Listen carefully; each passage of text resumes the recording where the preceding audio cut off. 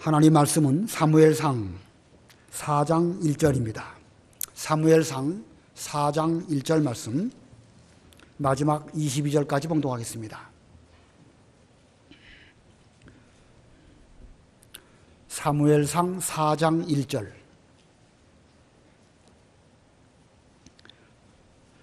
사무엘의 말이 온 이스라엘에 전해졌다.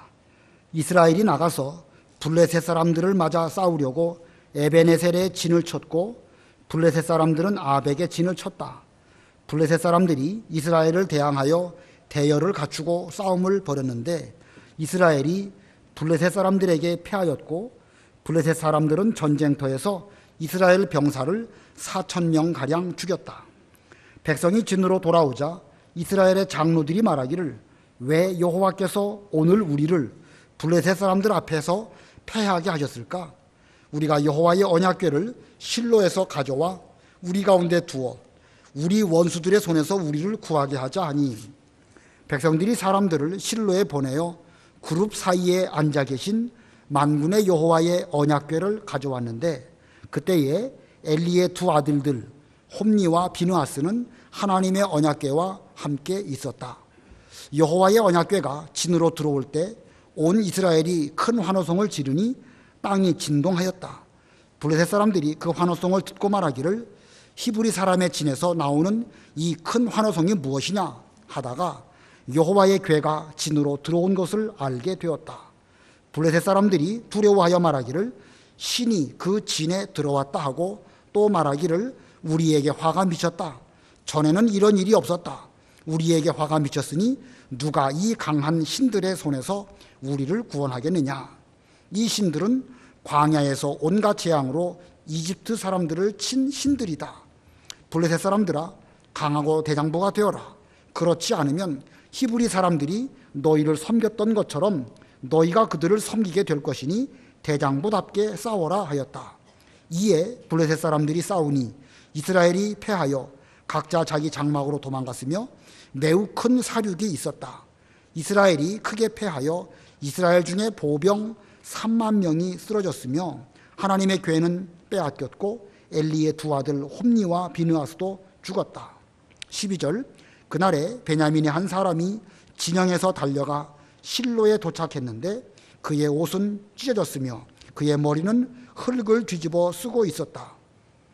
그가 도착했을 때 엘리가 길 옆에서 의자에 앉아 살펴보고 있었으니 이는 그의 마음이 하나님의 궤를 염려하고 있었기 때문이었다. 그런데 그 사람이 성읍에 도착하여 보고하니 온 성읍이 울부짖었다. 엘리가 울부짖는 소리를 듣고 말하기를 이게 무슨 소란이냐 하니 그 사람이 빨리 와서 엘리에게 보고하였다. 그때의 엘리는 98세여서 눈이 어두워 볼 수 없었다. 그 사람이 엘리에게 말하기를 저는 진영에서 돌아왔습니다. 저는 오늘 진영에서 도망 나왔습니다 하니 엘리가 말하기를 내 아들아 일이 어떻게 되었느냐라고 하였다. 소식 전하는 자가 대답하여 말하기를 이스라엘이 블레셋 사람들 앞에서 도망했습니다. 백성 가운데 큰 사륙이 있었으며 제사장님의 두 아들 홈니와 비느하스도 죽었고 하나님의 궤도 빼앗겼습니다 라고 하니 그가 하나님의 궤에 대하여 말할 때 엘리가 문 옆에 의자에서 뒤로 넘어져 목이 부러져 죽었으니 이는 그가 늙었고 몸이 비리하였기 때문이었다. 그가 사사로서 이스라엘을 40년간 다스렸다. 그의 며느리 곧 비느하스의 아내가 임신하여 출산이 가까웠는데 하나님의 궤를 빼앗기고 자기 시아버지와 남편이 죽었다는 소식을 듣고 곧 진통이 시작되어 주저앉아 해산하며 죽어갈 때에 곁에 서 있던 여자들이 그 여자에게 말하기를 두려워하지 마라 내가 아들을 낳았다 하였다. 그러나 그 여자는 대답하지 않았고 마음을 쓰지도 않았으며 아이 이름을 이가봇이라 부르고 말하기를 영광이 이스라엘에서 떠났다 라고 하였으니 이는 빼앗긴 하나님의 궤와 또 그 여자의 시아버지와 남편 때문이었다. 또 그 여자가 말하기를 하나님의 궤를 빼앗겼으니 영광이 이스라엘에서 떠났다라고 하였다. 거기까지 봉독하겠습니다. 오늘 본문의 내용은 이 언약궤를 블레셋 사람들에게 전쟁하는 가운데서 이용하려고 하다가 빼앗긴 내용입니다. 오늘 제목은 언약궤를 빼앗김, 언약궤를 빼앗김.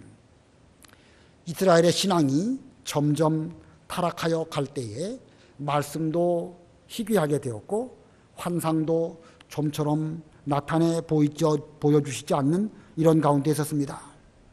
그러나 그렇다고 해서 하나님의 구원 사역이 멈춘 건 아닙니다. 타락된 신앙의 책임이 이 대제사장 엘리에게서 하나님께서는 찾으셨고 또 그러한 속에서도 어린 소년 사무엘을 점점 성장하는 가운데 선지자 사무엘로 길러가시는 이런 일들을 하셨습니다. 소년 사무엘이 점점 성장하는 가운데에서 연수로 대략 헤아려 볼 때에 한 15년 정도 지났습니다. 블레셋이 이스라엘에 쳐들어왔습니다. 이 블레셋이라는 나라는 전에도 여러 번 설명드렸지만 영어로 발음하면 팔레스타인입니다. 팔레스타인, 이 블레셋, 이 사람들은 본래 지중해 그리스 연안에 있는 크레타 섬에 살던 사람들인데 그들이 아브라함이 가나안 땅으로 들어올 그 즈음 이 블레셋 사람들도 그 가나안 땅으로 이주해서 살게 되었습니다. 마치 옛날에 일본이라는 섬이 저 남쪽에서 사람들이 올라오고 또 백제에서 사람들이 그 백자가 멸망하면서 일본으로 갔죠. 그와 같이 이 가나안 땅에는 이 블레셋 사람들이 크레타 섬에서 전쟁에서 패하고 돌아와서 살고 있었는데 그러다 보니까 이 가나안 땅에 이스라엘 곧 아브라함의 후손하고 블레셋 사람들하고는 내내 전쟁이 끊임없이 계속되어져 오고 있는 것입니다. 요새 트럼프 대통령이 예루살렘이 이스라엘의 그 수도다라고 말해가지고 좀 어수선하죠. 중동 지역이 바로 그 싸움하는 그 당사자들이 바로 팔레스타인 블레셋입니다. 그러므로 오랜 기간 동안 아브라함 때부터니까 4,000년 동안 아브라함의 후손과 블레셋 사이에는 끊임없는 전쟁이 오늘날까지 계속되고 있는 것입니다. 자, 하나님께서 이 블레셋을 이 징계의 몽둥이로 사용하신 것입니다. 이 사무엘 때에도 전쟁이 있었는데 그 첫 전쟁에서 이스라엘이 패하였고 4,000명가량 죽임을 당했습니다. 1절과 2절 읽어보세요. 1절 사무엘의 말이 온 이스라엘에 전해졌다. 이스라엘이 나가서 블레셋 사람들을 맞아 싸우려고 에베네셀에 진을 쳤고 블레셋 사람들은 아벡에 진을 쳤다. 블레셋 사람들이 이스라엘을 대항하여 대열을 갖추고 싸움을 벌였는데 이스라엘이 블레셋 사람들에게 패하였고 블레셋 사람들은 전쟁터에서 이스라엘 병사를 4,000명가량 죽였다. 예, 4,000명이나 되는 많은 이스라엘 백성들이 블레셋 때문에 죽었습니다. 상당히 당황하게 된 이스라엘 백성들은 왜 여호와께서 우리로 하여금 패하게 하셨을까 생각하다가 여호와의 언약궤를 진으로 모셔오자 이렇게 생각을 하게 되었습니다. 여호와의 언약궤를 진으로 모셔오겠다는 생각 자체가 나쁘거나 죄라거나 이렇게 말할 수는 없습니다. 그러나 옛날의 경우에는 전쟁에서 패하게 되면 어떻게 했죠? 이스라엘 백성들이 먼저 제 가운데 앉아서 하나님께서 왜 우리로 하여금 전쟁에서 패하게 하셨을까 기도하면서 하나님의 응답을 기다리면서 그러면서 오랫동안 앉아 있었지 않았습니까? 그러나 지금은 기도하지 않습니다. 하나님의 뜻을 찾지도 않습니다. 제사장이 하나님께 기도해서 우림과 둠밈으로 응답하시는 그 응답을 기다리지도 않았습니다. 자기들 마음대로 언약궤를 모셔오자 이렇게 생각을 하고 그렇게 이 결행을 했습니다. 당시 하나님의 언약궤는 실로라는 곳에 그 성막이 있었고 거기에 모셔 두었습니다. 여호수아 때부터 그 실로에 오랫동안 한 200~300년 동안 거기에 언약궤를 모셔 두었습니다. 자, 그런데 이제 그 성막은 거기에 두고 이제 언약궤만 이스라엘의 전쟁터 진 가운데로 모셔왔습니다. 언약궤가 이스라엘 진 가운데로 들어올 때 이스라엘 백성들은 환호성을 질렀습니다. 그들은 전쟁에서 이길 줄 알고 이 언약궤가 왔으니까 전쟁은 반드시 우리가 이긴다. 지난 세월 동안 얼마나 광야에서 이 언약궤로 인해서 우리가 큰 어려운 일들을 잘 겪었는가 그렇게만 생각을 하고 의기양양했습니다. 그러나 그때 블레셋 사람들도 그 환호성을 듣고 도대체 이게 무슨 일이냐 하다가 하나님의 언약궤가 이스라엘의 진 가운데 들어온 것을 알게 되었습니다. 블레셋 사람들은 자신들에게 화가 임할 줄로 생각하면서 그들은 죽기 살기로 싸웠습니다. 죽기 살기로 싸웠더니 그 결과가 어떻게 되었는가? 본문 10절, 11절 읽어보세요. 10절 이에 블레셋 사람들이 싸우니 이스라엘이 패하여 각자 자기 장막으로 도망갔으며 매우 큰 살육이 있었다. 이스라엘이 크게 패하여 이스라엘 중에 보병 3만 명이 쓰러졌으며 하나님의 궤는 빼앗겼고 엘리의 두 아들 홈니와 비느하스도 죽었다. 예, 하나님의 언약궤를 의지했는데 정말로 기대하지 않았던 어처구니 없는 그런 일이 일어났습니다. 이스라엘은 패해서 3만 명이 죽었고 하나님의 언약궤마저 빼앗겼고 그 언약궤를 곁에서 보좌했던 홈니 비느하스 제사장 두 사람 그들도 죽었습니다. 자, 오늘 이 제목이 언약궤를 빼앗김인데 오늘 우리가 배워야 할 것은 이 언약궤를 빼앗긴 이유가 무엇이고 빼앗긴 결과는 또 어떻게 나타나고 있는가 그 두 가지 대지로 살펴보려고 합니다. 첫 번째는요, 언약궤를 빼앗긴 이유. 언약궤를 빼앗긴 이유. 가장 근본적인 이유는 그들의 신앙에 문제가 있었기 때문에 그렇습니다. 제사장을 비롯해서 이스라엘 백성들의 신앙에 문제가 있었습니다. 그 중에 대표적인 인물이 엘리 대제사장이고 또 그의 아들들인 홈니와 비느하스의 신앙적인 문제 때문에 이와 같은 그 비극적인 일이 일어나고 말았던 것입니다. 자, 구체적으로 언약궤를 빼앗긴 이유, 그들의 타락한 신앙 도대체 무엇일까? 두 가지를 말씀드리면요, 그 중에 첫 번째는요, 하나님을 이용하려고 한 것입니다. 자기들이 하나님께 이용당해야 되는데 거꾸로 하나님을 이용하려고 했기 때문에 그들은 이 전쟁에서 실패하고 언약궤마저 빼앗기고 말았습니다. 언약궤라는 것은 단순한 궤짝이 아니고 하나님의 임재를 상징하고 그 안에는 언약궤 안에는 하나님의 그 법인 그 십계명 돌판 2개 그리고 만나 항아리, 은혜로 주신 만나 항아리, 아론의 쌍난 지팡이 이런 것도 있습니다. 그러나 그렇다고 해서 언약궤 자체가 하나님은 아니죠. 예, 언약궤가 하나님은 절대 아닙니다.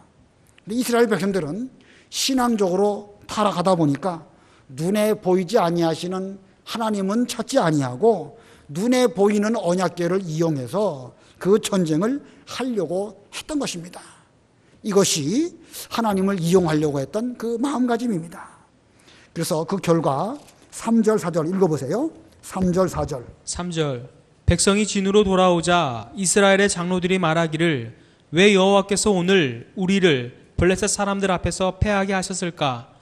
우리가 여호와의 언약궤를 실로에서 가져와 우리 가운데 두어 우리 원수들의 손에서 우리를 구하게 하자 하니 백성들이 사람들을 실로에 보내어 그룹 사이에 앉아 계신 만군의 여호와의 언약궤를 가져왔는데 그때 엘리의 두 아들 홈니와 비느하스는 하나님의 언약궤와 함께 있었다. 예, 신앙이 타락된 결과가 이렇게 겉으로 표출되었는데 하나님의 존귀한 언약궤이지만 그들은 그것을 자기들의 목적으로 자기들 뜻을 이루기 위한 목적으로 하나의 수단으로 하나님을 사용하는 이런 어리석음을 범하고 말았습니다. 심지어 홈니와 비느하스 그 죄인들이 엄청난 죄를 지은 그 두 사람은 그 언약궤 곁에서 딱 지키고 서 있는 그런 모양새입니다. 심지어 이러한 모습들은 언약궤를 이용하고자 하는 그런 미신적인 생각과도 상통한다고 볼 수도 있겠죠. 예, 미신적인 것과도 다를 바가 없습니다.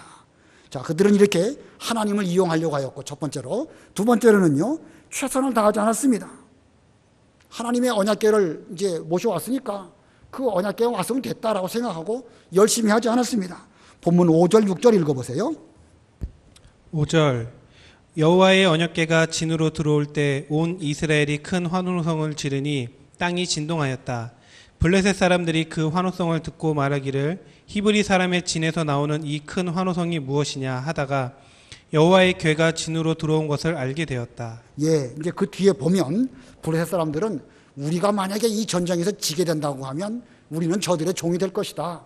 저들의 그 신은 광야에서 이스라엘을 인도한 그 신이 아니냐.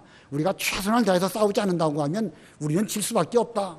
오히려 그 블레셋 사람들은 그 언약궤 때문에 더 열심을 해서 전쟁했는데 거꾸로 이스라엘 백성들은 어떻게 됐죠?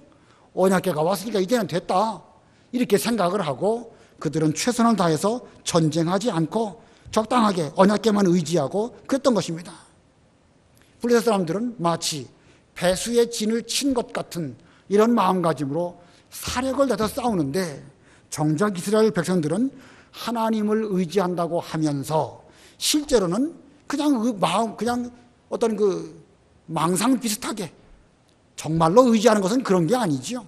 정말로 의지하는 것은 하나님을 의지하는 가운데서 최선을 다하는 것이 제대로 의지하는 것인데 언약궤 들어왔으니까 됐다라고 생각하고 그냥 축 늘어뜨리고 자기 할 일들을 하지 않았기 때문에 결국은 이 언약궤를 빼앗기고 말았던 것입니다. 자, 두 가지 말씀드렸습니다. 언약궤를 빼앗긴 이유. 첫 번째로는 하나님을 이용하려고 했고 두 번째는 그러다 보니까 최선을 다하지 않았습니다. 이것이 곧 그들의 신앙에 심각한 문제가 있음을 보여주는 것입니다. 형식주의에 젖었기 때문에 그런 것입니다. 자, 이 언약궤가 존귀한 것이지만 그러나 그것을 오용하게 된다고 하면 마치 제2계명에 다른 거 만들어 놓은 것 같은 그런 역할이 되고 마는 것입니다. 예를 들면 놋뱀을 장대에 달아서 그걸 바라보는 사람은 살게 되었지 않습니까?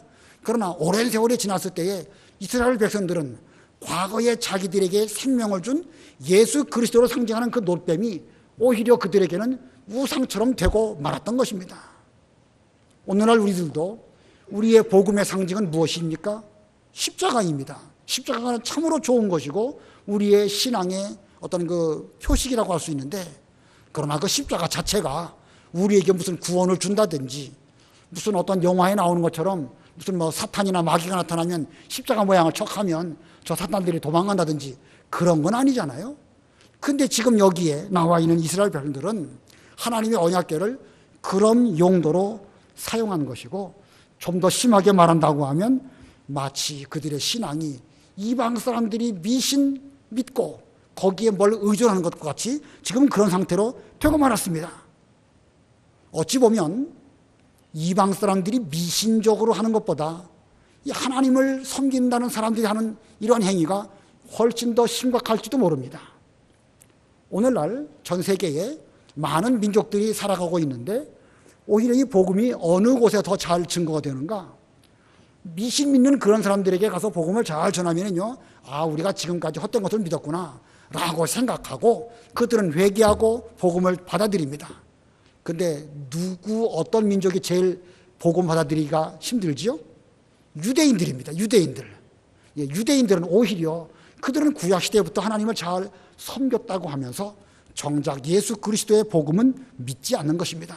그런 면으로 보면 우리 예수 믿는 사람들은 나는 하나님을 섬긴다 라고 하면서 어떤 신앙적인 것이 미신 비슷하게 이렇게 변질되어지는 것, 이게 훨씬 더 심각하고 훨씬 더 심각한 문제가 아니겠느냐라고 생각을 해보는 것입니다.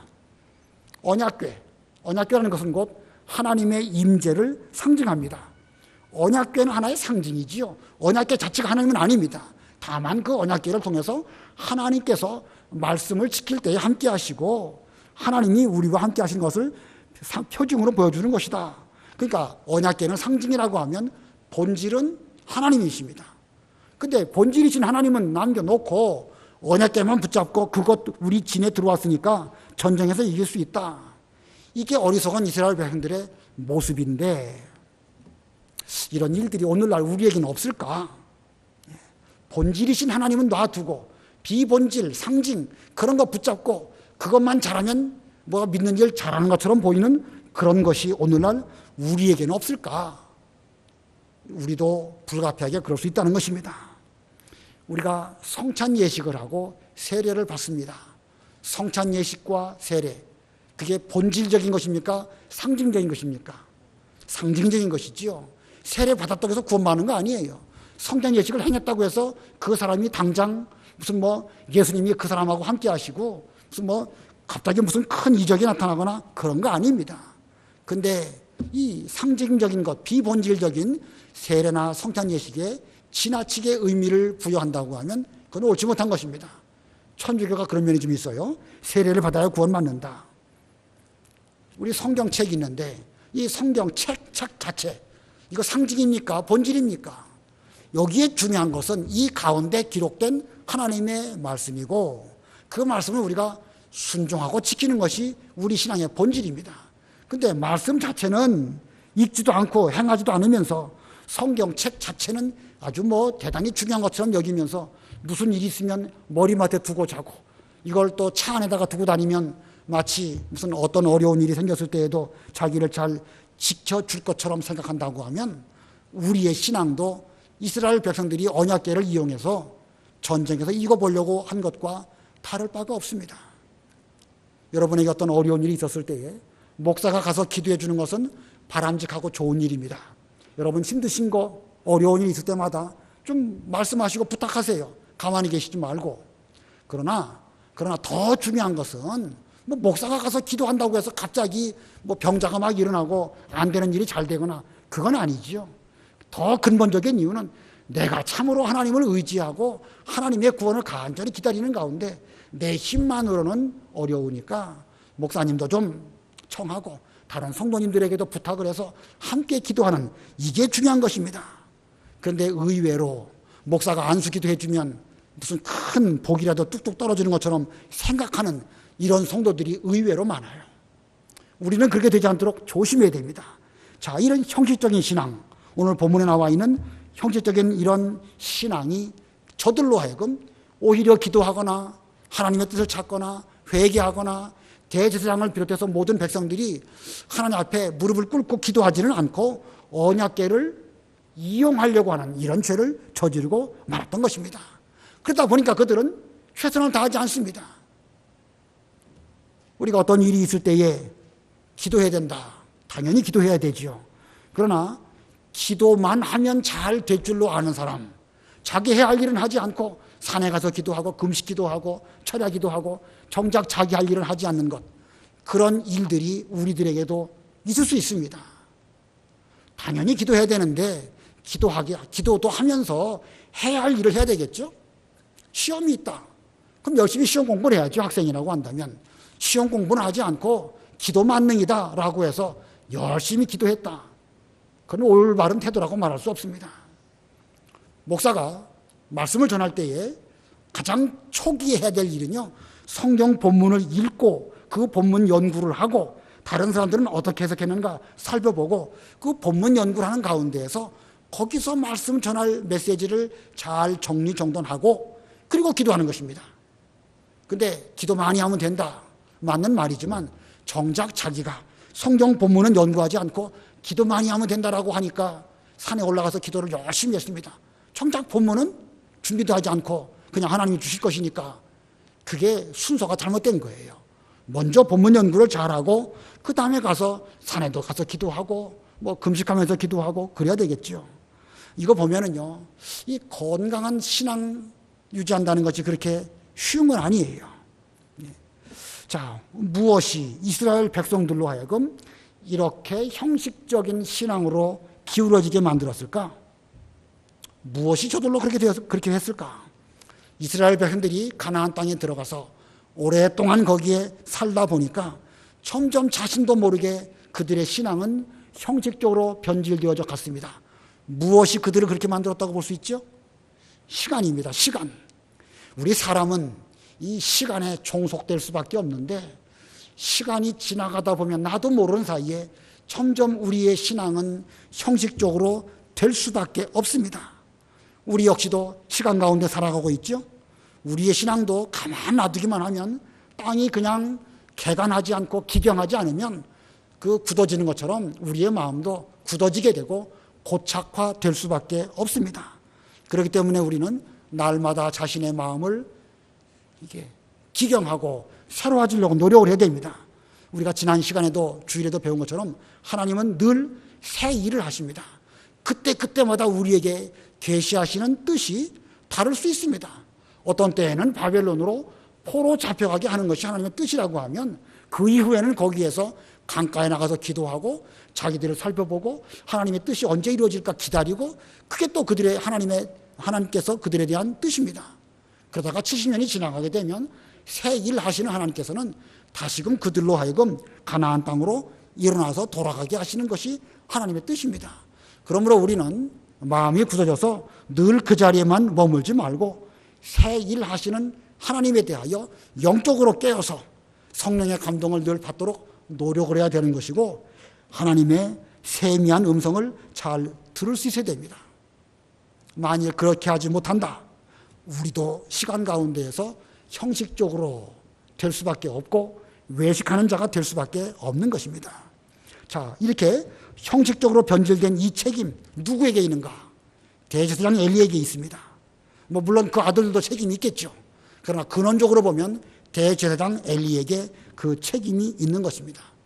본인이 깨어있지 못하고 또 하나님의 그 말씀도 없고 환상도 없으면 본인부터 정신을 차리고 하나님께 기도해야 되는데 그렇게 하지 않다 보니까 결국은 자기도 그 직분을 이용해서 하나님을 이용한 것이고 자기 아들들도 결국은 제사장 직분을 이용해서 자기 입에 들어가는 음식 먹은 거 보면 결국 그 직분 이용해서 그 자기 유익 챙긴 거 아니겠습니까? 그러다 보니까 온 백성들마저도 언약궤를 이용해 가지고 전쟁에서 이겨보자 이렇게 하나님을 이용하는 이런 죄가 들어오고 말았던 것입니다. 오늘날 우리도 신앙이 변질되면 말씀, 하나님, 본질, 순종, 교회, 진리 이런 것들은 다 없어지게 되고 신앙은 나도 모르는 사이에 미신적으로 변질될 수 있고 우리도 하나님을 이용한다든지 자기 유익을 취하는 이런 어리석은 자들이 될 수 있습니다. 특별하게 누구에게만 엘리에게만 있는 것이 아니라 모든 인간이 다 그렇다는 것입니다. 우리 명심하시고 엘리처럼 되지 않도록 조심하는 이런 우리들이 되어야 되겠습니다. 두 번째, 언약궤를 빼앗긴 결과입니다. 두 번째 대지예요. 언약궤를 빼앗긴 결과. 정확하게 말한다고 하면 형식적인 신앙의 결과가 무엇이냐 그걸 배우려고 합니다. 자, 언약궤는 하나님의 임재의 상징이라고 했습니다. 비록 하나의 궤짝이지만 그것을 블레셋에게 빼앗긴 것 이건 단순한 일이 아니죠. 자, 어떤 결과가 오게 되었는가 두 가지를 말씀드린다고 하면 첫 번째는요 엘리 집안의 멸망입니다. 엘리 집안의 멸망. 아까 그 11절 읽었는데 하반절에 보니까 엘리의 두 아들 홈니와 비느하스도 죽었다. 홈니와 비느하스 죽었습니다. 하나님을 존귀히 여기는 자 하나님도 존귀하게 여겨주시지만 하나님을 무시하는 자에게는 하나님도 멸시하시는데 그들은 비록 제사장으로서 언약궤를 지키는 그런 위치에 있었지만 하나님께서 그들을 치시니까 그들은 그 자리에서 그만 죽고 말았습니다. 그리고 그들의 아비인 엘리도 죽게 되었습니다. 이 죄라는 것은 전염성이 있고 오염되지요.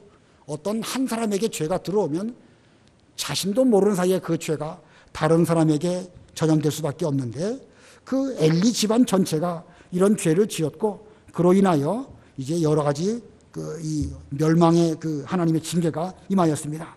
12절로 14절 읽어보세요. 12절로 14절. 12절.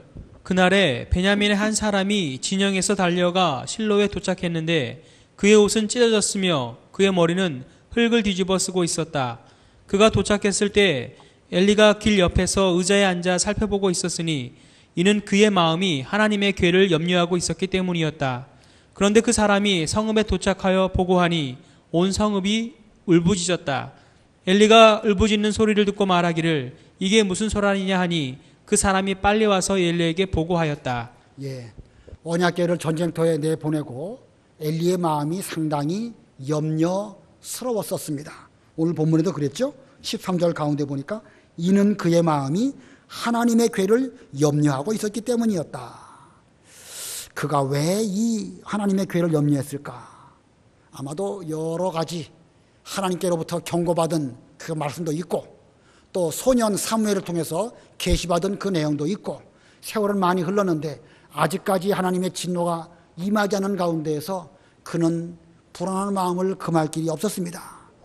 그런데 그 전쟁터에서 돌아온 그 사람이 이렇게 전쟁 그 내용을 쭉 말해줄 때에 이게 무슨 소리냐라고 말하고 여차여차하는 일이 있어가지고 언약궤는 빼앗기고 홈리와 비느하스는 죽었습니다 라는 말을 비로소 엘리가 듣게 되었을 때 그는 그 자리에서 쓰러져서 죽습니다. 본문 18절 읽어보세요. 18절 그가 하나님의 궤에 대해서 말할 때 엘리가 문 옆에 의자에서 뒤로 넘어져 목이 부러져 죽었으니 이는 그가 늙었고 몸이 비대하였기 때문이었다. 그가 사사로서 이스라엘을 40년간 다스렸다. 예, 그 앞부분 보면 그의 나이가 98세라고 했죠. 15절에 보면 그때 엘리는 98세여서 눈이 어두워 볼 수 없었다. 그런데 그 언약궤를 빼앗기고 자기 아들이 죽었고 라는 말을 들었을 때 의자에서 일어나려고 했었는지 어쨌는지 그만 뒤로 넘어지고 목이 부러져서 죽고 말았는데 그때 그의 나이가 98세였고 40년 동안 이스라엘에서 사사로 있었다. 그럼 몇 세부터 그가 사사가 되었죠? 58세부터죠. 그죠? 68, 78, 88, 98. 그러니까 58세부터 그는 사사로 하나님의 일을 하였는데 오히려 그는 그 직분 때문에 이 하나님의 무서운 징계를 받게 되고 말았습니다. 차라리 그가 사사가 아니었고 차라리 그 집안이 제사장 집안이 아니었다고 하면 어땠을까? 어쩌면 뭐 가정적이니까 함부로 말할 수 없지만 홈리와 비느하스도 이렇게 형편없는 사람 되지 않았을 것이고 이 엘리도 그렇게 되지 않았을 것인데 그만 그 직분을 맡고 있는 바람에 그 직분을 제대로 감당하지 못했기 때문에 이런 무서운 징계가 그의 집안에 임하고 말았던 것입니다. 이 구약시대의 제사장은 몇 세부터 몇 세까지 하나님의 일을 하게 되었나? 민수기 한번 볼까요? 민수기 4장 2절로 3절 읽어보세요. 민수기 4장 2절 레위 자손 중에서 그앗 자손을 그들의 가족과 가문에 따라 수를 세되 30세에서 50세까지 회막에서 섬기는 사역에 참여할 수 있는 모든 자들의 수를 세워라. 예, 그 아론의 후손들 가운데 그앗 자손, 게르손 자손, 무라리 자손 다 제사장 집안들인데 그들이 성전에서 하나님의 일을 할 수 있는 나이를 30세에서 50세로 성경은 규정하고 있습니다. 이거 사장을 쭉 읽어가다 보면 민수기 사장을 보면 30세에서 50세를 쭉 말하고 있습니다. 8장에 보면 민수기 8장에 보면 레위 자손이 레위 지파 사람들이 성전에서 일할 수 있는 나이는 25세에서부터 50세로 규정하고 있습니다. 대제사장은 몇 세부터 몇 세까지일까요? 대제사장. 자, 제사장은 30에서 50, 레위 지파는 20에서 50, 대제사장은 그럼 몇 세부터 몇 세까지일까? 아론은요, 죽을 때까지 대제사장이었습니다. 그리고 성경에 보면 대제사장은 죽을 때까지 하도록 하였고, 그 도피성으로 피난했던 사람들이 거기서부터 나올 수 있는 것은 그 대제사장이 죽으면 그때서야 비로소 도피성에서부터 자유롭게 나올 수 있도록 규정하고 있습니다. 그런 면으로 보면 대제사장은 종신직입니다. 그러나 거기에 반하여 제사장이나 레위 지파는 그 임기가 있는 것입니다. 제가 이런 얘기를 왜 말씀을 드리는가? 이 대제사장인 엘리가 사사로서 일을 했는데 도중에 자기가 자기 일을 제대로 못하는 것을 스스로 느꼈다고 하면 내려놓을 수 있겠죠? 어떻게 생각하십니까? 연구해 볼 필요가 있어요. 저도 함부로 말할 수 없습니다. 제사장은 그만둘 수 있어요. 심지어 다윗 왕 때에는 제사장 직분, 제사장 그 집안이 많다 보니까 그 반차를 정해가지고 1반, 2반, 3반 하듯이 어느 그 집안대로 해가지고 돌아가면서 순번대로 성전에서 일하게 했습니다. 그러나 대제사장은 종신직이에요. 그렇다고 하면 자기 아들들 홈리 비느하스 제대로 일 못하게 되면 그 임무 고만하도록 하는 것도 있을 수 있는 일입니다. 또 엘리는 58세에 사사가 되었다고 하면 자기가 볼 때 자기가 부끄럽다. 나는 사사로서 자격이 없다. 고만두었다고 하면 이런 일 안 생겼을 것입니다. 그러나 그는 끝까지 그 일에 그 직분에 어떤 연연하다가 이런 일까지 온 것은 아니었을까? 이런 생각이 들었습니다. 이 면에 대해서는 좀 연구해 볼 필요가 있습니다. 또 그렇게 해서 그 뒤로 비느하스의 아내도 아기를 낳다가 죽는 내용이 19절부터 20절까지 있습니다. 읽는 것은 생략하겠습니다. 아무튼 하나님의 임재를 상징하는 언약궤를 빼앗기니까 죽음이 이 엘리 집안에 찾아오게 되었는데, 먼저는 영적으로 그들이 죽게 되었고, 그리고 홈리와 비느하스 죽었고, 엘리 죽었고, 또 집안이 다 몰락하는 이런 일이 일어나고 말았습니다. 자기 직분 제대로 감당하지 못하는 거, 얼마나 무서운 결과를 초래하는가. 우리도 하나님께로부터 받은 바 직분, 우리 모두 다 나름대로 직분 다 있으시죠? 뭐 직분에 높고 낮은 것을 말한 건 아닙니다.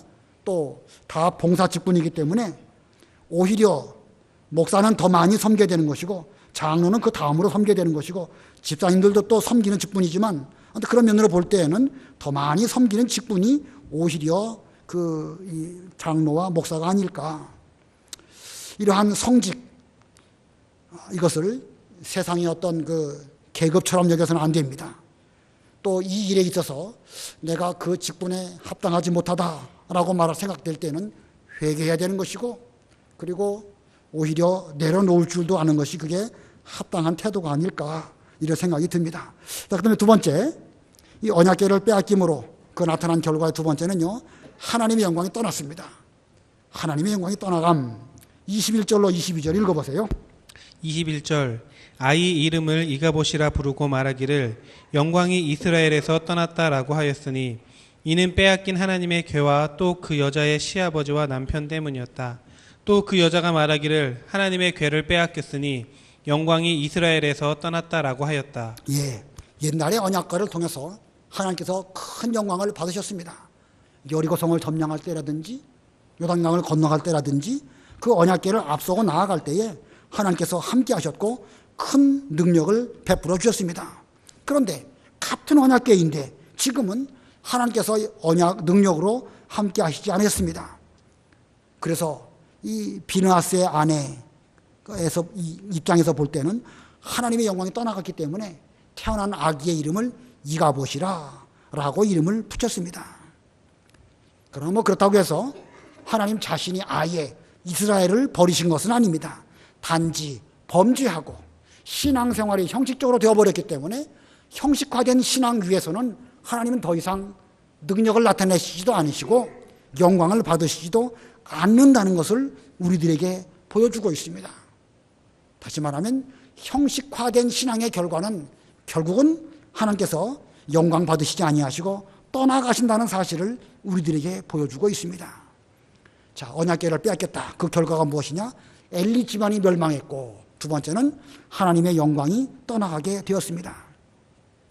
자, 이 사건을 계기로 해서 이 언약궤는 이제 실로에서부터 옮겨져서 블레셋으로 갔다가 다시 또 돌아오게 되고, 한 몇십 년 동안 아비나답이라고 하는 제사장 집안에 또 모셔두었다가 나중에 다윗 왕이 그 언약궤를 그 예루살렘으로 옮겨 오려고 할 때 우사가 죽는 일이 있어가지고 오벳에돔의 집으로 또 옮겨가게 됐죠. 오벳에돔은 비록 석 달밖에 하나님을 제대로 섬기지 못했을지라도 똑바로 잘 섬겼기 때문에 그런 큰 복을 받게 됩니다. 자, 아무튼 이 언약궤를 빼앗긴 이후에 영광이 이스라엘로부터 떠나가시게 되었다. 인간의 범죄함으로 하나님께서 우리와 함께 하시지 아니하신다. 그래서 영광이 떠나가셨다. 그것이 이가봇이라고 하면 하나님은 우리를 떠나가지 아니하시고 우리와 함께 하신다. 그걸 뭐라고 말할까요? 임마누엘이죠. 하나님이 우리와 함께 하신다. 물론 그 히브리 말 정확하게 반대는 아니에요. 그러나 의미적으로 볼 때에 형식적으로 신앙생활하면 하나님의 영광이 떠나가지만 똑바로 신앙생활하는 믿음의 성도에게는 임마누엘로 세상 끝날까지 함께 하시는 그런 하나님이라는 사실 잘 기억하고, 우리는 오늘날 어떤 신앙생활을 하고 있는가, 형식적인 가운데 있는가, 제대로 신앙생활을 잘해서 하나님을 모시고 임마누엘의 생활을 제대로 잘하고 있는가 잘 살펴보시고, 우리에게 하나님의 영광이 늘 함께 하시고, 또 그렇게 해서 우리 집안이나 우리 교회나 여러분 모두에게도 하나님이 떠나가지 아니하시고 함께 하시는 그런 복을 다 받으시기를 바랍니다. 기도하겠습니다.